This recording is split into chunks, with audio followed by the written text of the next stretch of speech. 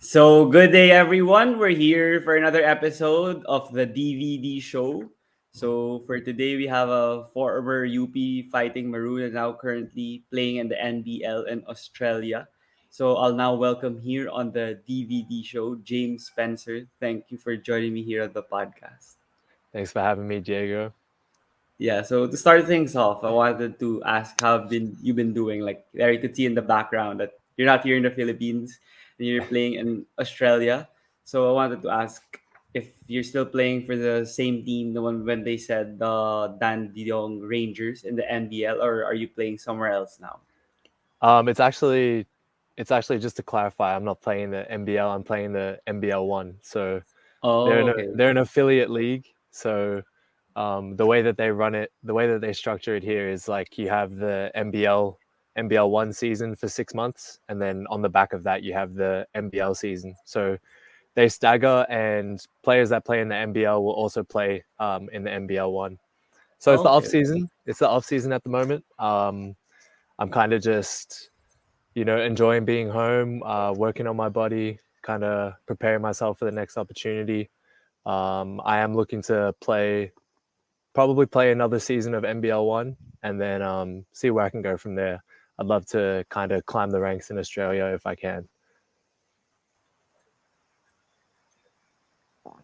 Okay. Is that the same team you played for during the pandemic when there was no UAAP yet, and then you came back to them after your UAAP stint? Yeah, it is. It is the same team. It's the same club that I grew up playing for. So yeah, I went through that club from a junior all the way up until the seniors program. Okay. How about playing Yeah. there in NBL one? Like, what's the vastly different thing that has happened with like your role or the style of play since you've been coming back and forth? You went to Australia and then Philippines again to Australia. So, how about your game? Like, of course, you've evolved, you've expanded your repertoire. So, how's it different for you? I guess I'll just speak on the game first, like the difference in the game. I would say probably the biggest thing would be, um, I guess the bodies that I'm going up against. Um, in the UAAP, I tend to be like a bigger body, especially when it comes to guards. But playing in the NBL one, playing in Australia, I'm not really considered that, I guess, that big. Like guys are a Mm-hmm. lot just as big as me, if not even bigger. I would say though that coming from playing in the Philippines, and playing in Australia, the pace is slower here.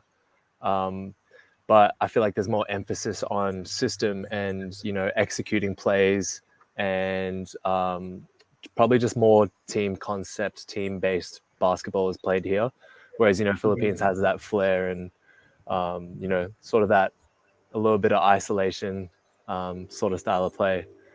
Mm-hmm. As for my personal role, definitely, um, I would say I have more room to kind of be myself, especially on the offensive end.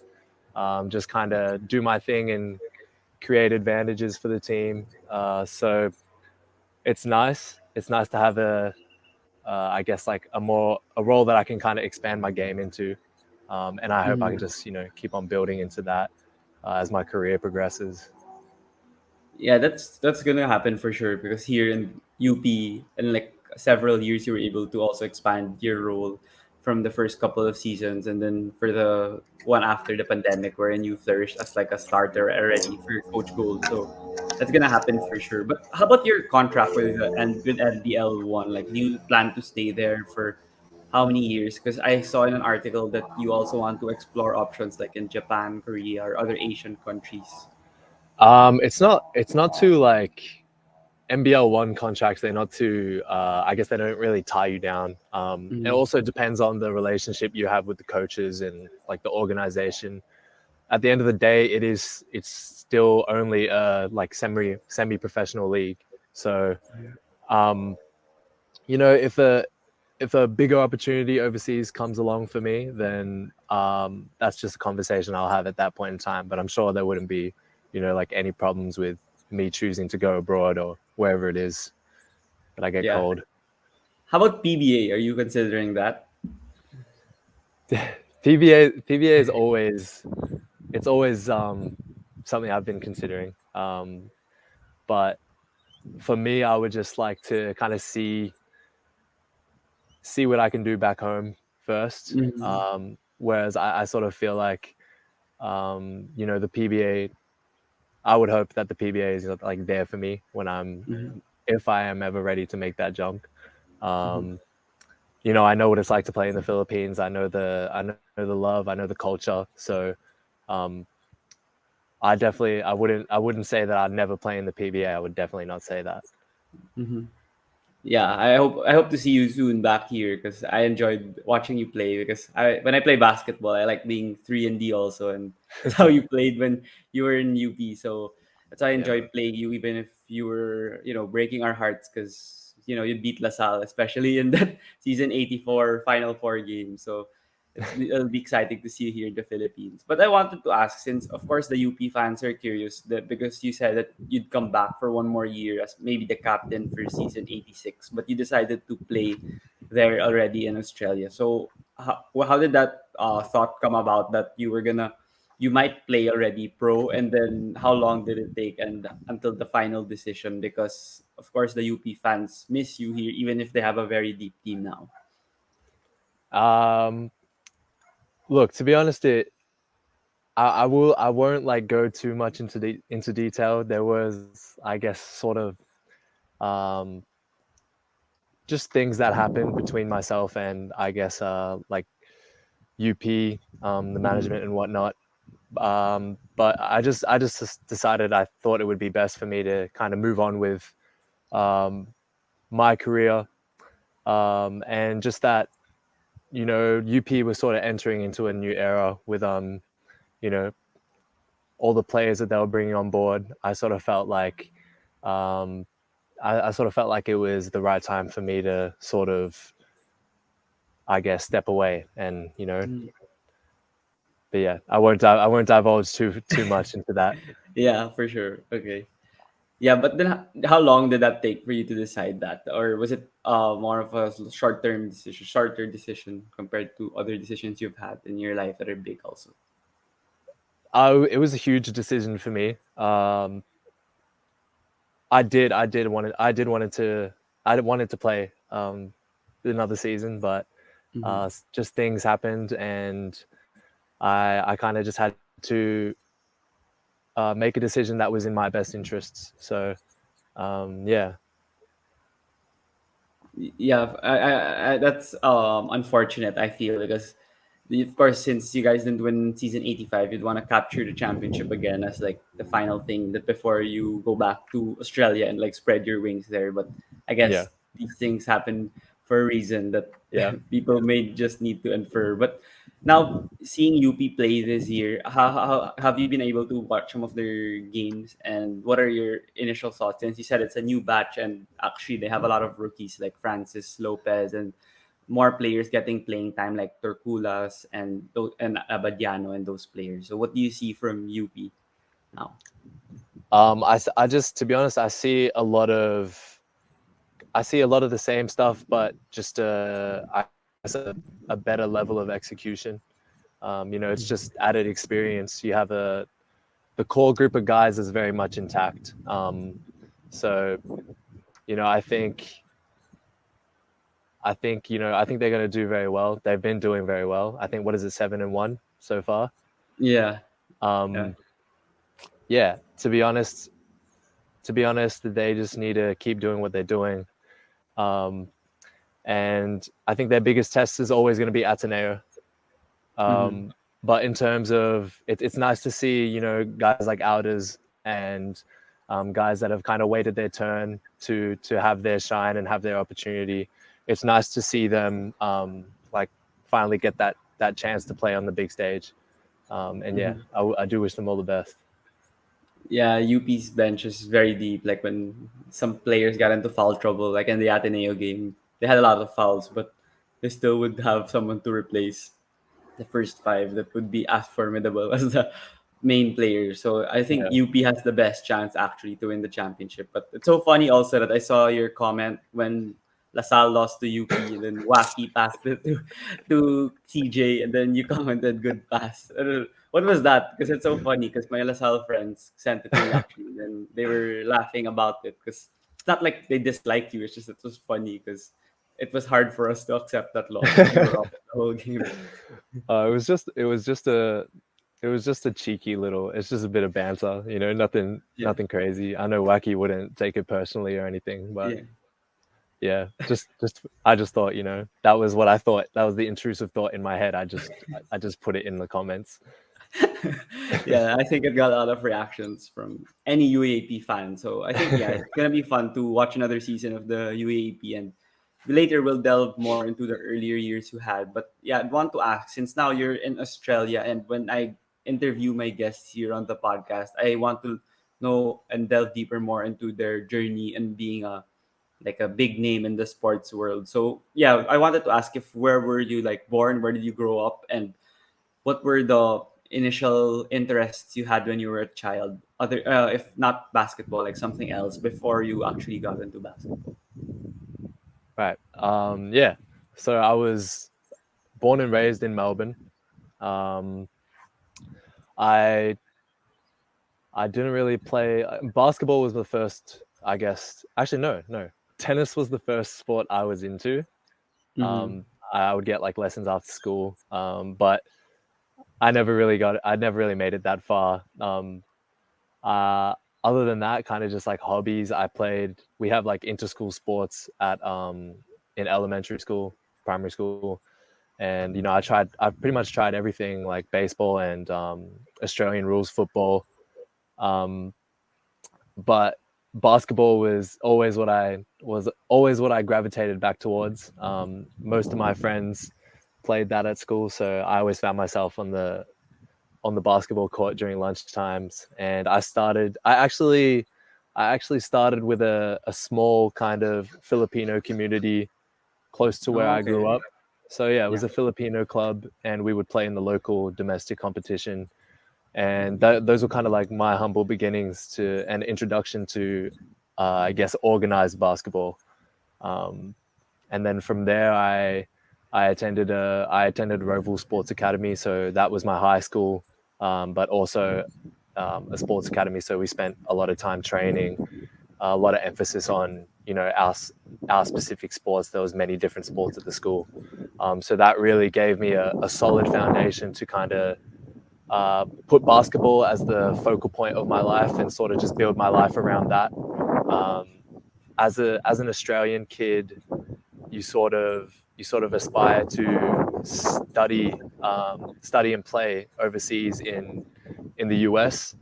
I have a lot of friends that have secured scholarships in the states to play anywhere from junior college up into Division 1 programs. So that was kind of what I was striving for.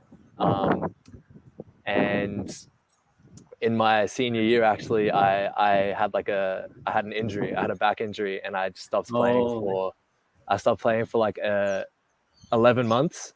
So as you can imagine, like that was damaging for my, I guess, college prospects in terms of mhm. the states.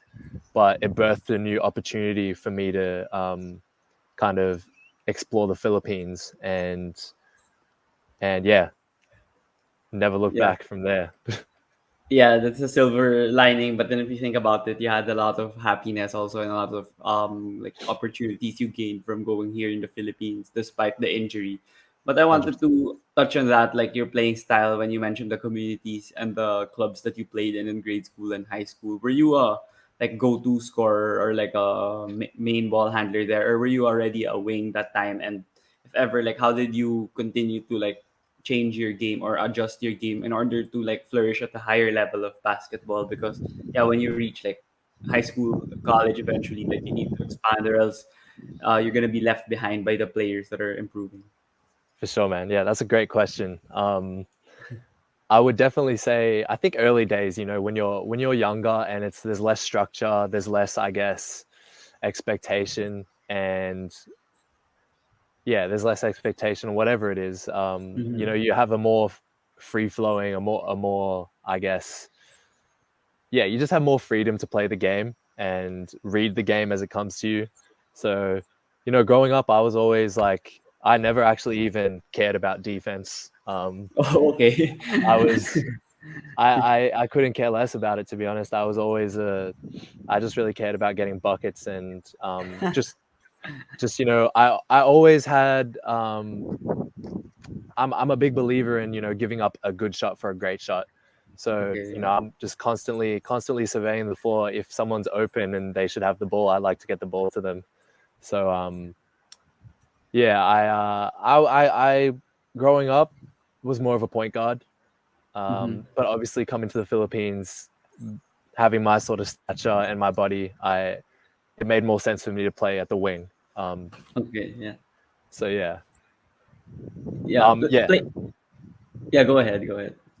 yeah. I'll just like when you said how did I kind of like adjust as I went, as I progressed and went up in, I Mhm. guess, competition and whatever or not I was playing. So as I was getting older and we had like state team selections, so like you know, we have our national competition here, and you know, Australia's split up into 8 different states. I hope that's right, 8 or 9. Um, and you basically are competing for, you know, to be the top 10 player, be a top 10 player in each state, and then, you know, we play at a national tournament once a year. So I only ever made that state team once in my career. I got cut from it every other time.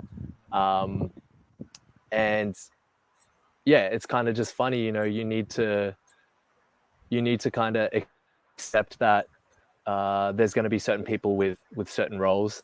And I think that was the beginning of me realizing what I can do well. And that's always been, you know, just playing with great pace, playing with a lot of energy, doing the things that coaches love, you know, like rebounding, defending hard, and just, you know, pushing the ball with pace and taking your open shots.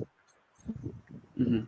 Yeah, Yeah. that switch in mindset, like not every basketball player would have that at that age. Like some might have it at a later age, some might not have it at all. So they'd have a not a good time at playing in like some caliber of play like UAAP or NBL one. But then for you, I think yeah, you got it at the right time in order for you to flourish at UP. So what shifted your like mentality to accept that role of yeah, pushing the pace, getting the rebounds, playing defense, rather than some players might just be like, I don't want to play in this team anymore. I'm not getting the ball a lot. I'm not getting the shots a lot, or I'll just not play basketball here.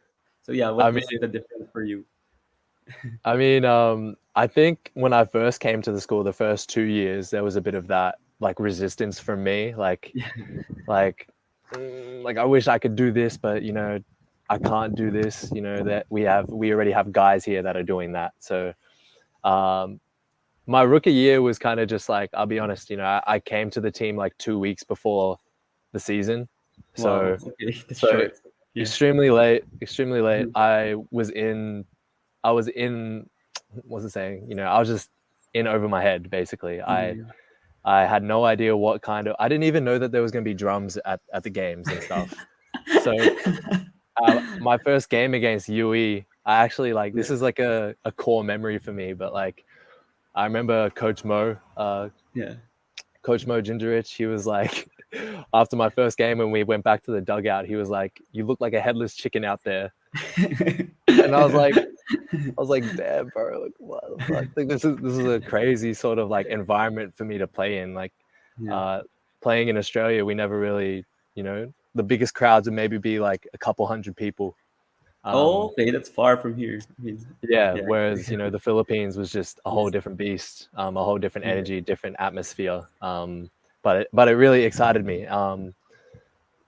But yeah, as you see, like from the, I guess UP, you can see the first 2 years I was there, pre-COVID versus Hmm. post-COVID, are just, it's like a complete 180, like completely different program, completely different people, different coaching Yeah. staff, different players. Um, so my first 2 years, they kind of, I guess my second year playing with Kobe and Richie and Juan and Hmm. Bright and June Manzo, it was like, all right, I'm clearly not going to get to shoot the ball. Maybe the Yeah, occasional corner three. yeah, Um, yeah. so I just, I would speak with, I guess, David Morrell and Noah Webb. We would just Mm-hmm. be like, all right, what can we do? And what we could do was provide energy and just crash the boards as hard as we could. And that was how we got our little playing time, and that's how Mm-hmm. we kind of felt like we were contributing to the team. Um, so yeah, and then pandemic came around. I guess everyone sort of diverged and did their own thing. I was sort of like one of the only guys that stayed on, because Coach Gold expressed that he wanted to kind of have me back, and I saw an opportunity to step into more of like a leadership role and have like a bigger role.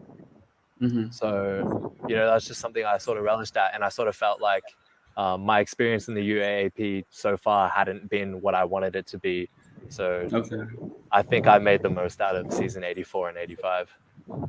Yeah, of course. When you see the accolades that you were able to receive as a whole, like your whole UAP tenure, it's been fantastic. So it's great that you stayed for you 2 more years in 2 more seasons, at least 1 year in UP. But going to that, like you went to UP and people were fortunate for you to have been in UP because you're a key cog in the championship. But I'm interested to know, like, when you were in Australia and you were there, were you already ingrained to like the Filipino culture in terms of like food or traditions, or did you have an idea of Philippine brand of basketball or UP in general, or not really? Look, man, I had no idea that I knew college basketball was a thing in the Mm-hmm. Philippines, but I had no idea. Like, Mm-hmm. I had no clue. Like, I didn't know that there was, the NCAA and then the UAAP, and nor I had Mm-hmm. no idea how much of a big deal it was. Mm-hmm. So, in terms of college ball, I had, yeah, literally no idea.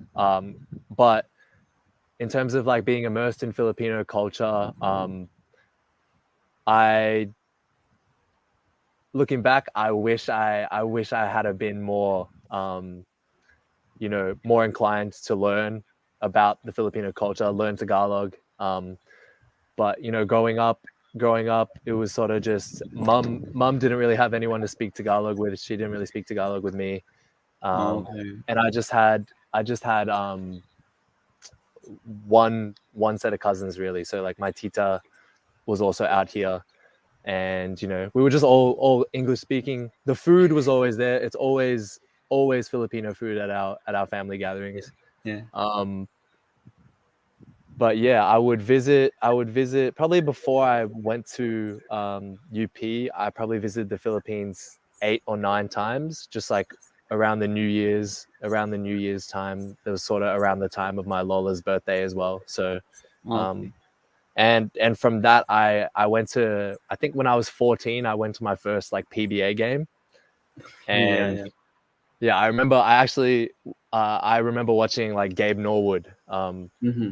like when he was in his prime, and I was like, wow, like, this is really cool. Mm-hmm. Like maybe one day I'll end up playing over here. Yeah. Yeah.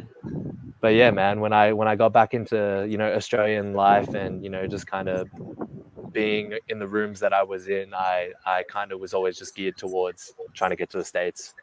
Mm-hmm. But yeah. Yeah. How did UP express interest in you then? If you weren't like super familiar with the leagues here, or did you have like someone contact you, someone go there to Australia? There was I got scouted for the national team. Um, Okay. Thankfully, like my mom had the foresight to apply for, like, to get my dual citizenship when I was like 13 or 14, because Oh she yeah, knew, before 16. Yeah. Yeah. yeah, she knew like, oh, this might be a potential thing that I do to kind of play for Gilas. Yeah. Um, so it was actually at the one of the nationals tournaments. I was playing for my state, playing for Victoria up in Queensland at the nationals, and there was a scout there, uh, Coach Ray. He sort of helps with bringing over like Australian teams from I guess like Filipinos in Australia, you know, the MBTC competition, Yeah, the high um, school one. Yeah. the high school showcase. He sort Mm-hmm. of helps facilitate that and scouts for that. And he kind of just, I think it was Josh Reyes at the time, Coach Mm-hmm. Josh. He sort of just contacted him and was like, "I have a guy over here. I think he'd be a good fit for the under 19 national Yeah. team." And, they invited me to the tryouts, and then I flew out, and I kind of yeah, they were like, "Yep, we like this." So once I was kind of like a proper part of the national team pool, I guess that's when teams started to like reach out. Had a bit of interest from UE. I worked out at LaSalle, but they weren't very interested. They had so many players. Um, Sayang, sayang. and then I was also considering Benilde for the Okay, yeah. NCAA, and and then all of a sudden I got added to like a Viber group chat, and it was an invitation to go to Serbia um, Oh yeah, the UP. for the UP's training camp, and I was like, why wouldn't I go to Serbia? The Yeah, way yeah. I saw it, I was like, oh, this is like a holiday, and I get to train. Mm-hmm. And it wasn't really like a holiday though. It was pretty brutal. It was a brutal training camp, but Yeah. I met a lot of good people. Juan made me feel at home right away, and I was so surprised at I would have thought that everyone would kind of be very like Filipino, Mm-hmm. um, but everyone was so welcoming, and there was a surprising amount of foreigners. So I I felt like this could be a destination for me. Yeah.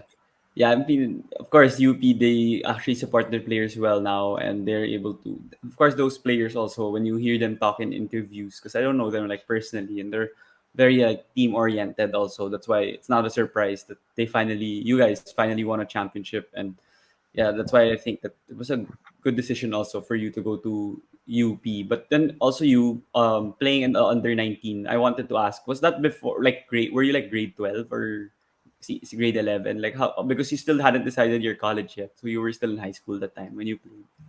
Yeah, so I graduated December 2017. Mm-hmm. Um, and I was kind of just playing club basketball. So like we have youth league over here, so that's like the like an under 23 competition. So I was just working with my dad and um, playing club basketball for like 8 months. Mm-hmm. Then I got scouted. Um, I got scouted for the under 18 team at the time, and actually I wasn't able to make the roster for the first I think qualifying tournament. Mm-hmm. But when it came to like the actual World Cup, they sort of that's when they slotted me in there, and that was actually at that time I was in my second year at UP, and Oh, okay. You were in UP already. yeah, Mm-hmm. so it was like Dave Ildefonso and I were like second year college players, and we were playing with like Carl, Jerry, Terrence. They were They're still still in high high school. school, but Yeah, we're like the same age, so it was kind of yeah, yeah. weird, um, sort of weird like that. But yeah, it was funny. Oh, okay. But then, would you think that playing with them also developed your chemistry eventually in UP? Because they're in the under 19, like you just mentioned, your teammates. Most of them are from UP right now. So how was that experience? And yeah, did it help also with your UP team? Nah, I don't think it helped, but it's funny. Like we knew each other, but like there was Oh, you weren't always close. we weren't really close. Oh, okay. I was good with Carl, but like Jerry and Terrence were sort of like to themselves. Oh, okay. Carl's an outgoing personality. He can't like he Mhm. doesn't shut up. So Yeah. you know, yeah, we were always good, but it was so funny to go through the whole pandemic. And then all of a sudden I'm playing with the NU Bullpups. You know what I mean? Yeah. It's Yeah. like, but yeah, I guess it did help in the sense that I already knew these guys, and I think like when Coach Gold asked them about me, they sort of could have vouched for me. Yeah, Um, vouch. Yeah. yeah, so yeah, Yeah, but playing for UP, you mentioned that you had the similar role to like guys like Noah Webb, David Morrell early on, and I'd be honest, like not every UAP player would be built for it. They'll still stick with the team even if it's a whole new coaching staff, and in the first like iteration of their like UAP career, they'd barely get playing time, or they weren't like happy all the time with their shots and their minutes. Yeah. But then for you, you remained positive and you said that you didn't want to leave the UAP with that kind of career, and that's why you stayed. And Coach Goldwyn expressed his interest. So why do you think you're built for that kind of like acceptance and also have that ability to continue getting better? Because not all the players at that level would be willing to go through the hardship in order to receive the reward at the end. Right, man. Look, it was as simple as um, I felt like there was such a platform here in the Philippines to kind of display what I've been working my whole life to kind of cultivate as a basketball player and even just as a person. So I felt like, if I would have made a decision to not go back, um, then it would have been something that I would potentially regret. So I didn't want to have Mm. any regrets about it. I'll be honest though, like Noah played a pretty big role in me choosing to come back because Oh, you know okay. outside of Noah, I didn't really know anyone. Like I grew very close with Anton Eusebio, Xavier Lucero, Mm. Henry Gallinado, all Yeah. those kind of like foreigners. But at the beginning, when I was making the decision to jump to come back to the Philippines, I didn't know those guys yet. Yeah. So Noah was integral. I always give Noah his props. He's kind of was definitely someone that helped me a lot with my um, I think more importantly than basketball, like he helped me with my development as a human. So Mm. um, that was a big factor into me making that decision. And also, like if I look at the path of my career, uh, it's not really anything new. Me having to work for this opportunity and kind of just bet on myself and trust in my work basically. um, I wasn't afraid of the work. So I knew if I just put in my deposits that eventually I would get my opportunity. And look, you even see like season 84, I really didn't even play good until we faced Ateneo. I was kind of At least. yeah. Yeah. Yeah. So even during that season, the season was a bit of a struggle for me. But Zave always said to me like, "Don't worry, man. Like, shit's gonna click at the right time." So and Yeah. fortunately, it did. I just kept that faith. Yeah. But yeah, Yeah. I wanted to ask, like, if you could share, like, what's the gist of what Noah told you? Like, was it like his utmost belief in you, like saying that you'd be the veteran leader? Like, what what are some of the words he shared? I think he's just like speaking to the opportunity that it is, Mm-hmm. and to kind of just really think deeply about it. Um, you know what I mean? Like you only get one shot to be in college. So Mm-hmm. I told him, like he knew how I felt about previous seasons and how I always kind of obviously, man, when you're not playing, everyone feels like, oh, I wish I was playing. Yeah, of So course. Me too. I'd feel yeah, the same. Yeah. so it's like, he's just like you have a real opportunity to kind of like flourish here, Mm-hmm. um, and yeah, just having like Mm-hmm. a good friend like that by my side, you know, definitely Mm-hmm. helped. Yeah. And then you mentioned the pandemic where everything switched and you got Coach Goldwyn back. Wanted to also ask, like, when did you start, like, yeah, gaining the confidence that you'd also succeed in the team and you got close to your teammates, the coaching staff, since you said initially that you weren't familiar with the guys, only a few of them. And so how did that process start, and how did you eventually reach that like a great point in it, especially when the 2022 began, because that's when there were 2 seasons in 1 year, and of course it was seen in the court that you already developed great chemistry with them even if initially you didn't. Yeah. Um, Look, I would just say I can't pinpoint a specific point in time because, like, even right up until the season, even the first game of the season, I was still quite unsure of like how much of an impact I would be having in the team, like what sort of role I Mm. would be getting. So yeah, I kind of just I feel like, as with every practice, we sort of just built, we just built and built. And then I think once I had shown my capabilities on the defensive end, that was primarily why I became like a consistent starter for them. I was Mm-hmm. always going to be the guy I was going to guard, the best talent on the other teams, like Mm-hmm. Lastimosa and all these guys, Dave, everyone. So like that was kind of, I guess, the label that was put on me. So I didn't really care at the time, man. I just wanted to play. Um, Mm-hmm. Obviously, I know myself to be more than that. I know I can contribute more. I'm more than just a 3 and D guy. I can create.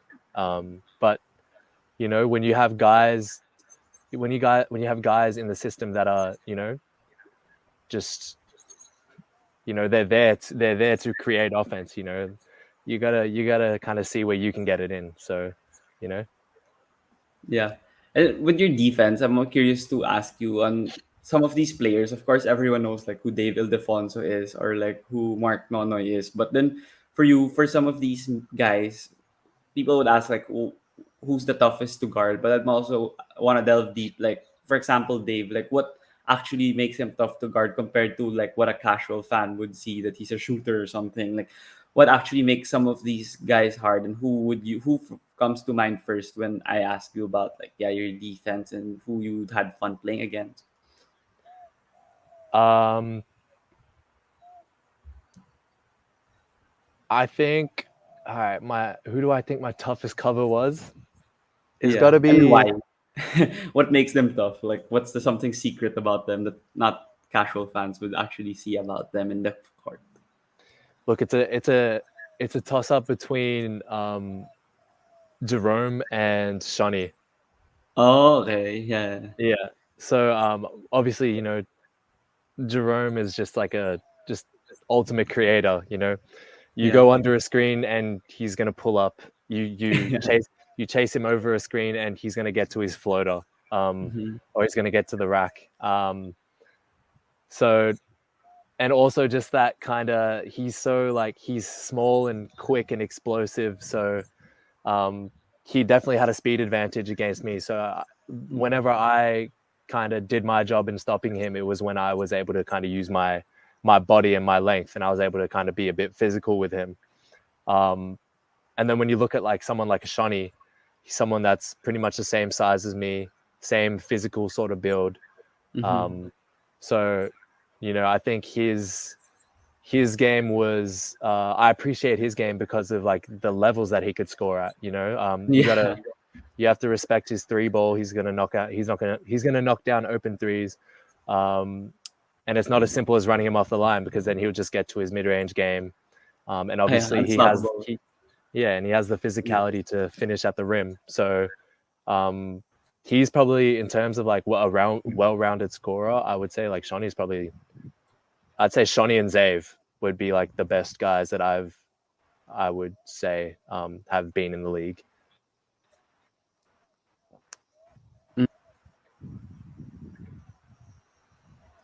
Yeah, I miss Johnny when he was with us in when he wasn't with us in like round two. I think yeah we really missed the scoring because LaSalle really lacks like the offensive options. Now you could see it also even this year that the games they lost to like UP, Ateneo, and U, it's their lack of offense in the especially in the end game. So it's really tough. It's like a big problem for LaSalle ever since like the Geron thing, Ben and Balade. So hopefully that Yeah, changes soon. yeah. But talking about late game execution, I want to ask you because some players would say if they make like a shot, like oh chamba lang yun, or it was like just have the courage to take the last shot, and you people criticized you as you know, and after that game season 82 when you shot the three because people were unfamiliar with you, like I'd tell people like oh he's the shooter that's why he was in the floor, but they'd be like what why not Kobe Paras or Richie Rivera or Juan, like because they didn't know who you were yet, but then like fast forward to season 84, you made like two clutch threes right against Ateneo and like the to break their streak I think and to and then the final. So yeah, what work did you do, or what also mindset did you do in order to build yourself for that kind of moment? And you mentioned you didn't even know that there were drums initially in the UAAP, and at that stature, like you're playing against Ateneo, there's like 10,000, 20,000 people already. So yeah, what actually gives you the confidence to make those shots? Um, I think I'll speak about that UST shot first. Okay. But that was definitely something that hurt. Um, Mm-hmm. I understand why I was put in that situation actually, because I think in the first half I think I hit like a three. So Mm-hmm. and that's enough for me to be put on the floor. So Yeah. like yeah, I remember everyone was denied. So um, the play that we drew up in the timeout was completely blown up, and literally I didn't even think anyone was guarding me. Mm-hmm. So I just ran to open space, and and then I rushed the shot when I got it. I had like Oh. an extra set. I had an extra second, and like Yeah, yeah. I watched it back. I watched it back. It was like it bricked off the backboard, and then like the buzzer still hadn't gone off. I was like, Yeah. fuck. Oh, my Yeah. bad. I It's was like, okay. I It's could have okay. I could have taken an extra dribble or something. Um, Yeah. but anyways, man, I replayed that scenario many times in my head, and when I was back in Australia, kind of working out and playing NBL one, I had teammates that worked on deep threes, like threes in that range, like NBA range threes and further. So Mm-hmm. I sort of just that was kind of like me establishing my base for extending my range. And when it came time to um, kind of like showcase that in season 84, especially the finals, the game one shot, I almost like when we called the timeout, I had hit like maybe three threes prior, like throughout the Mm-hmm. course of the game, and I just had that feeling like I it's kind of cliche, but it was like this is my moment sort of thing. Like heading to that timeout, I didn't even need to say anything, but like I knew that actually no, I think Zave came to the timeout and he's like, James needs to shoot this shot. And then Coach Mm-hmm. Gold was like, all right, we're gonna use Richie as a decoy, and then blah blah blah. And then I got the Mm-hmm. down screen and I caught it deeper than I wanted to catch it, but then I was like, it doesn't matter, I'm just Bahala gonna na. shoot this thing. Yeah, Yeah. yeah. Yeah, yeah. Good thing you made it because I didn't want Ateneo to win, to be honest. So yeah, good thing you guys you guys won. You guys won that game, and it was a massive reason for that was your shot. But yeah, with that season 84, how was the journey of that season? Since you said it was like a short preparation time, and all the games were like compressed, and it was in the finals. It was also like a roller coaster because yeah, you made the three, you guys won, but then in game two that was when you guys it was a close, but then Richie had that blunder in the end where he got also heavily criticized. And then game three, everyone knows what happened there. I mean, that's like embedded in like the fans of the UAAP, even if you're not UP or Ateneo, everyone knows what happened. So, well, how would you encapsulate like the whole journey of season 84? Because yeah, UP won the chip for the first time in like 30 plus years, right? Yeah, Mm. 36 years. It's like I don't Yeah. even know how many times that was said from the start. It was like day one, when we were all in the bubble at the University Hotel in UP. Mm-hmm. Um, Coach Gold was just like let's make no mistakes about this. Like we're here to win a championship. Um, Mm-hmm. we're gonna work to win a championship. So such a weird feeling, but I feel like I don't know. We really had like a guardian angel on our side or something for season 84, because there was games we should have lost. Like I still I still think about the final four game against LaSalle, and it's just like Yeah. you can't make that up, because it's a mixture of LaSalle messing up and us hitting ridiculously lucky shots. Mhm. So, you know what? I just never really felt like, as testy as the times got, I always kind of had this feeling like, even if we're 3 minutes to go in the game and we're down by 10, I'm just like, knowing this team, we're still gonna find a way to win. So, Mhm. and that's always kind of what happened. And yeah, Yeah. Yeah. Playing with the UAAP, is it playing in the UAP? I don't know. For me as a fan, I enjoy it a lot because, as you mentioned, like if the team's down 10, down 15 with like 3 minutes left, some of the teams in other leagues that just like give up next game na lang or whatever. Like in the UAAP is also more unpredictability and things happen that you really don't expect. Not compared to like other leagues, you can kind of anticipate what may happen already. Do you think that's what makes the UAAP like the, I don't know, arguably like the best league here in the country? Uh, yeah. I mean, I think like what the nickname the nickname UP got was like cardiac UP. Uh, I think it's just like the erratic nature of the game. It's like a mixture of, very talented players, but there's also the immaturity that comes from the fact that these guys are like they're young. Mm-hmm. So, in terms of like execution, it's not going to be on par with the pros, but like they have that energy and that kind of they have crazy energy. And it's exciting to watch. You throw in the atmosphere, you throw in the fans. I think a large part of what the UAAP is the community that's around it. Because that's when you really think about it, that's what separates the UAAP from the NCAA. It's Mm-hmm. that like that fan base. Because it changes the game. It absolutely affects how people play. Yeah. Talking about the cardiac UP, do you think it also helped that year, even if Ateneo was the defending champs? Like I think three-peat. Do you think that helped that you guys were thriving and playing close games and you were used to it? So when it was in the finals, you knew how to maneuver through defenses when it's tighter and when the pressure's on. Like you guys knew how to make the baskets when it's necessary. Contrary to Ateneo that they were blowing out teams by like 15 or more, and when they were Mm. close against you, they didn't know who to go to. They had no go-to guy in the end. They had no play, and especially in game one, they were so confused. Like, oh, what do we do now? We don't know what to do. Do you think that also spelled the difference? Um, I think if you want to look at like Ateneo versus UP, specifically season 84, it's gonna be brains versus heart in a sense. Mm-hmm. So like you got the well executed, there's been years and years of building a system and players buying into that system. It's well run. Mm-hmm. Like these guys know their system like the back of their hands.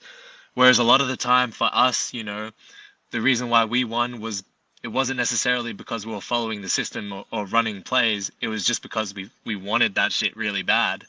Yeah. And it was just, yeah, I think it was just kind of collective energy from our group, from UP, to kind of just from the coaching staff, like shit, from the management down to everyone on the team. Like we all really wanted it, and sometimes it was ugly, but it still got the result. You know what I mean? Mm-hmm. Like, yeah, I think that's what it came down to. Yeah. How about with UP? I'm curious to know since UP, as you mentioned, they get all the great recruits. Not like all, but they try to get all at least. Like the NU Bullpop squad, like only KQ, I believe, is in LaSalle. Like most of them are in UP. And then like Jan Felicilda and Raylan Torres even stayed in NU, but they ended up going to UP. Like the ability of these players to buy into the system of Coach Gold. It's rare also in basketball in general because as you see, like in the NBA, like the Brooklyn Nets with James Harden, Kyrie, KD, they didn't win a championship. They didn't even make the finals, even if they were extremely talented. But what's the difference with a team like UP with a superstar laden team, like top through bottom, but they're still able to do well? Like even if you guys didn't win last year, you guys there was no like fight at least at the court or like you guys don't argue a lot. It's more selfless basketball even now, also in season 86. I would just say I think especially for the guys on the team that were with Coach Gold in high school, they just hold Coach Gold in such high regard that they would literally like would joke about it like these kids would die for him. Yeah. And and it absolutely reflects in the way that they play for him. So Hmm. I think that's the thing. Like Coach Gold has just done a great job of kind of nurturing those guys and kind of making them feel, I guess, welcome to do what they do best. Mm-hmm. And the thing with Coach Gold is like he kind of lets players be who they want to be. Um, Mm-hmm. he's not like, for instance, Terrence is gonna come in and shoot some ill-advised Yeah. shots to Yeah. some. But Yeah. for Coach Gold, it's like that's cool. I'm willing to you know, bet on Terrence because I know he's gonna come through when it matters. Mm-hmm. Um, but I think that's what it is. It's just like there's a deep bond there between player and coach. Okay. Yeah, but also with Coach Gould, I'm curious to see like also his assistant coaches, right? Like they've been under him since before, like Chiang Kai-shek, I think.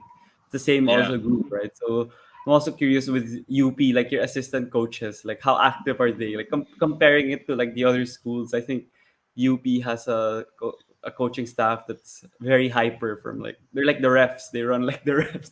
When the ball's on the other side, they're also gonna run. So how active are the assistant coaches and how well do they like jive and mesh with Coach Goldwyn and their communication seems to be terrific. I think yeah, I think the best thing about like their coaching staff it would be the fact that there's a clear direction coming from Coach Gold. And there's not really anyone or any personality in there that kind of objects to. Mm-hmm. Um, but even not even object to, but it's like when certain things are brought up, I think like they'll talk about it and Mm-hmm. take things on board. But in terms of like the energy that they show, um, yeah, they go above and beyond, and everyone's kind of like really willing to work hard. There's definitely some sessions where like the coaches are working just as hard, if not as hard. Well, yeah, if not harder than the players. So big props. Yeah. Yeah. How about if ever there were like egos that would clash in the team? How do you guys like solve those problems? Because it doesn't seem to reflect, as I mentioned, on the court. Is there like a player or a coach that actually like has the great ability to solve these problems? Because not all the coaches or players have the initiative or the ability to solve those kinds of problems in a team full of stars. Um, Look, ultimately, in my personal experience, I would say it just comes down to the players actually. Mm-hmm. Because the coaches are going to say what they want to say, but at the end of the day, it's going to come down to the guys that have the problems with each other. Mm-hmm. And like, I'll speak about it openly. It's like season 84, we would. I remember like having a players meeting. It was like Noah Zave, um, myself, Bricks, and Richie, and Mm-hmm. we basically went to Richie and we're like, look, man, we need to we need to play a more cohesive brand of basketball. Basically, you know what I mean? Mm-hmm. Um, so I think it comes down to the players having the courage to kind of come across a certain way, even if it's not received well. But if you do it in such a way that they can see like you're just doing it for the best interest of the team, Mm-hmm. and because you want to, we wanted to win. Um, then yeah, you gotta have the courage to have those conversations, Mm-hmm. and I think that's what we did. And if we didn't do that, maybe we didn't arrive at the same conclusions that we did. So yeah, Yeah, I'm pretty sure that's a major reason and why you won a championship. And talking about having a leader or like having like a voice in the locker room, it's important. In the like, yeah, there's a coach, but it's still important to have a player that does that. Like, I'm a Celtics fan, you'd want to know, but um, we had Marcus Smart before, and he's not in the team anymore. So yeah, every like talk show you hear or podcast you hear, they're like, oh, the weakness of the Celtics now is they don't have a vocal leader because like from their players now they're all like laid back, right? From their yeah. main six guys. So from UP, do you think that was a vital factor that there were players like you, Noah, who were vocal in order to also mesh with players that are more laid back, like let's say Richie. Yeah. Yeah. We don't win the championship without Noah. or Bricks. I think Noah Mm-hmm. and Bricks were uh they are kind of unsung heroes in the sense that they didn't necessarily get the opportunity to play basketball like they would have wanted to and like they Mm-hmm. deserve to, but they made the necessary sacrifices to keep the team together and contribute to Mm-hmm. winning. So look, as it's kind of a little bit unfortunate, but it's just the way things go in team sports. You know what I mean? And depending on the situation, you're gonna have different roles to play. So who knows? They were Yeah. just our vets. They were I guess, from a player's perspective, they were the voice of authority. Mm-hmm. Yeah, but moving on to the following season, like any championship teams like susceptible to have the complacency. Like if you hear teams now that win the championship, every like analyst would say, "Oh, this team they're gonna be complacent," or this they won't start off strong. But for Coach Gold and you guys, and even the the main guys of the team, what were the key factors and why you were still like hungry to win and you still reach the finals and you were still competitive until the very end, even if you won the championship the previous season? I think the whole fact that the thing that loomed over us was that, like, if we don't defend it, it's gonna be the shortest lived, I guess, Mm, title run. yeah. Um, and it's like, if you were really that good as a team, and we're pretty much the same team, if not we were a better team in season 86 with like the addition of, Henry, and the Hmm. fact that we had just had an extra, we've had that much more time together. Um, then yeah, there was yeah. I mean, I'll be honest, I feel like the team got complacent. So Oh, okay. Why did you say yeah. so? I mean, we lost. So No, I mean, um, except that, during the season, because of course anything could have happened if Zave didn't get injured. I mean, you never know. yeah. I think just like games that we should have really just put away, and Mhm.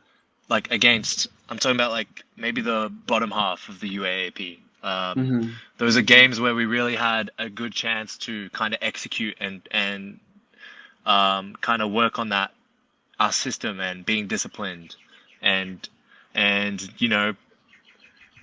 playing 40 minutes of good basketball. But I think, we were just so on and off that we would play in spurts, and it was good enough. That was just simply good enough to get us through because of how talented we were. Mhm. Um, it got us through, but like certain games we should have won by like 30 or 40 points. I don't think we had one blowout that whole year, but like there was Mm. definitely games if we should have been blowing people out, and we were winning them. They were going down to the wire like every time, like Mhm. unnecessarily, in my opinion. So Mhm. yeah. Yeah. Despite that, despite you guys didn't win in season 85. I'm curious for you since UP. I think they'll have a sustainable basketball program. Even if they don't win a couple of championships, it's still like they'll win like let's say three championships in the next 5 years. Like, what are the integral factors that you see that are critical to the success of a college program here in the Philippines? Because LaSalle, like for instance, we haven't won since 2016, right? So I don't Yeah. know, like we've been changing coaches, and I interview some of their players, like Andre Caracot, Jamie Malonzo. They say like it's tough, like you keep changing coaches, and then you're like getting into the system, and then oops, we're done with that. We'll move on to the next. So like it's so hard for a collegiate program. It's very different also from a pro team on how you try to like build your team. So as a UP player who played there for 4 seasons, what do you see are the super important ones that that should be in a program like that? Um, I think the single most important thing is just having like a common objective, a common goal, and kind of, I think the good thing about UP is like all the direction comes from Coach Gold, Mm-hmm. and it's top down like that. So you know things are gonna be a certain way, and if it doesn't work for you, then you simply it's just not gonna you're not gonna be a part of it. So I think that is very important, and that everyone buys into that. So I think that's what got us to where we got. And I think if Coach Gold stays there for the years to come, then it's gonna do. It doesn't really matter the players that are in there, because there's always going to be, the top recruits at UP now. Mm-hmm. It's just going to be a matter of molding these players to the system. Um, but yeah, and in terms of like players, I guess just guys that are willing to accept and flourish in their roles, and understand that there's only going to be a few guys that get to really take the amount of shots that they like to take. So you got to kind of just find, like what I did and what many others have done, just kind of find where you can contribute to the success of the team. But yeah, that's pretty much it. Yeah, yeah, that's true. I agree with the points that you said, and hopefully, I see that in LaSalle soon because I want him to win. Hopefully, like this season, because KQ might leave. I don't know. He might go abroad because he's been amazing this season. Some teams might recruit him, so I don't know. I'm Wouldn't just surprise me. yeah, praying that LaSalle does well. But on a lighter note, I wanted to ask on what was your like first reaction or first impression when you saw that on TikTok that you were getting a lot of fans and you were getting viral with these TikTok videos. Like, what was the story to that? Because I was actually late to it because my friends that you are on TikTok like every day would say like, "Oh, do you know James Spencer's like the most popular like player of UP now on TikTok?" I'm like, "What? Really? I didn't know that." Then they'd share like, because I don't not on TikTok every day. So, what was the experience there, and how did you like receive the attention you were getting? I don't, I don't know. I was just like, I I don't know. It's pretty funny, bro. Like all of Yeah. a sudden, I just like my engagement on like Instagram. I don't even really have, I don't really have TikTok. I wasn't on TikTok at the Mm-hmm. time. I don't use it. Mm-hmm. Um, but I think it's just pretty typical like Filipino activity. You know what I mean? Yeah. Um, Yeah. I can't really explain it, bro. But it was funny. It was Mm-hmm. funny to kind of you know be a part of that, or like be the center of that. Mm-hmm. But at the same time, I appreciate the love. I appreciate the love. Mm-hmm. Simple as that. But at the same time, it just is what it is. It could have been any of these other puggy boys on the team. So Mm-hmm. you know. Yeah. But how do you receive that? Because it could be a distraction for some that you're like viral on social media or trending, and I'm not sure in Australia if it's the same like reception from fans you get. So of course it was a very different scene for you. So like how was that in terms of you, or you didn't really care? You focus more on basketball. Um, I won't lie. I think as especially nowadays, it's like living in a social media generation, attention is always nice. Mm-hmm. And I just think it's important you that we can distinguish real from virtual. Mm-hmm. So at the end of the day, coming from the upbringing that I've had and the culture that I was brought up in Australia, we don't really have like fans like that. Um, Mm-hmm. so that's why Philippines was just such a shock in that sense. Mm-hmm. Uh, so I didn't really, whilst I really do, like, I appreciate it. Like the fans make the game everything that it is, and but at the same time, like I can see how you can run off the deep end with that and get carried away with it and start to like only care about that. Mm-hmm. But at the end of the day, it's like I just always reminded myself of like why I'm here. Did I come to the Philippines to further my basketball career and study at UP, or did I come here to try to get followers on social media? So that's always what I sort of came back to. And yeah, man, I think if you put your value too much in I guess external things like followers, then you're setting yourself up for failure, because you got to find value in yourself, not in Mm-hmm. people saying that you're valuable.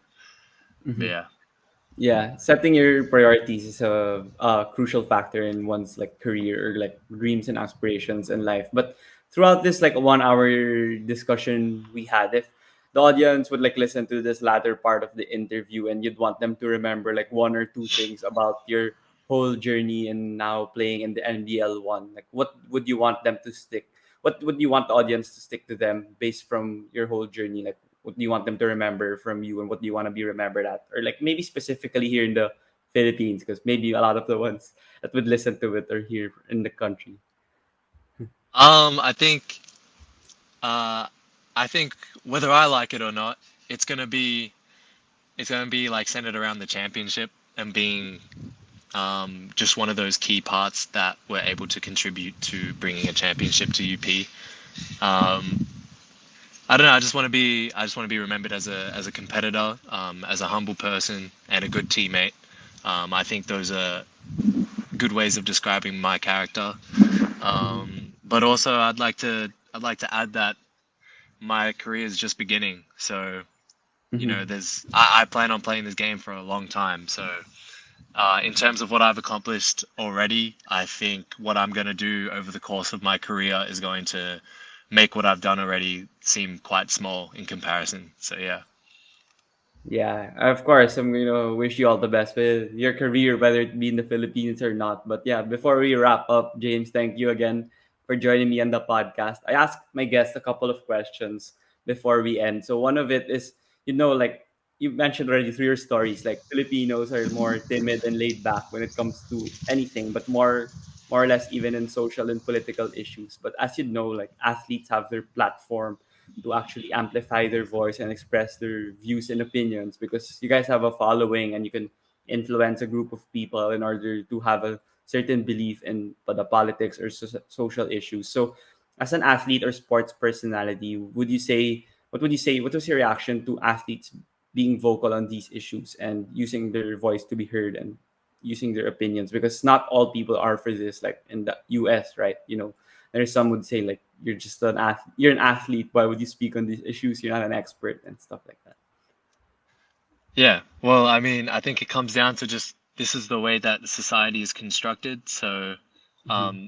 being an athlete, um, I think it, at least what I'm choosing to see it as is, you know, we have a privilege to have a platform. So it's our duty to kind of be educated on what you know you feel is important, what kind of message you want to bring to the people, what kind of value you can add to people's lives. So I think that's been the one of the best like byproducts of my time in the Philippines is amassing some sort of following, and now it's just my job to kind of utilize that properly and kind of spread the message that I want to do. And I think that should be a message of, you know, just spreading love and positivity and, you know, like building people up and not tearing them down, not being too judgmental about people and just understanding that you know, everyone has their trials and tribulations, everyone has their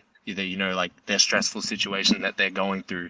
And we should use social media as a tool to actually connect and you know uplift each other and not do the opposite, Mm-hmm. which is you know we see it so often. It's very easy to just you know hop online and just get straight to you know if you're flicking through the feed and you're just like this guy's this guy's that, Yeah. you know, why are they doing this, but you know I think just doing your part to build a more mindful society. I think that's the massive privilege that athletes have all around the world, with the platforms that they grow through being good at their sports.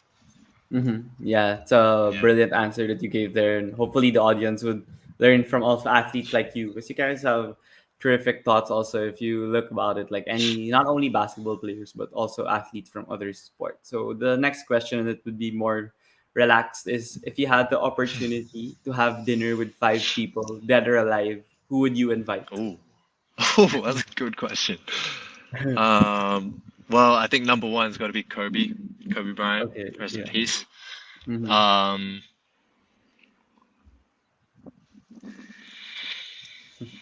uh, Mike Tyson, Okay. Yeah. Joe Rogan. Hmm. Hmm, two more people. Yeah. Uh, I'm on the spot here. Um,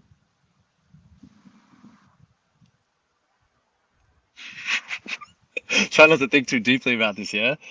Um, Yeah, anything. It's up to you. Some I of don't want them to just think of it. I don't I don't Some want of to it. just throw basketball players out there. Yeah, some people think of it like that way. Some of it like what they want to give a serious answer, so they take time also. Um, two other people. Two other people. Damn.